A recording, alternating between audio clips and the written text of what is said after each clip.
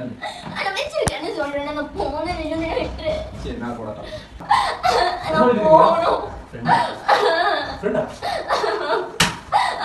இந்த திருச்சி சாதனா அப்புறம் Surya baby rowdy இந்த மாதிரி ஆபாசமாக போடக்கூடிய இந்த வீடியோவை சார்ந்து இன்ஸ்டாகிராம்லேயும் ஃபேஸ்புக்லேயும் நிறைய ஆபாசமான வீடியோ, ட்ரெஸ் இல்லாமல் ப்ராவோட ஜட்டியோட இந்த மாதிரி வீடியோ போடக்கூடிய பெண்களை பற்றி நாளைக்கு சாயங்காலம் 6 மணிக்கு என்னோட சேனலில் ஒளிபரப்புகிறேன்.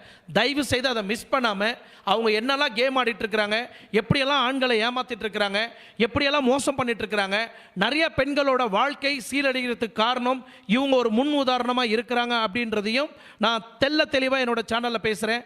நிறைய ஆபாச வீடியோ போட்டு திருச்சி சாதனாவுக்கு எந்த ஒரு கெட்ட பேரும் வரலையா.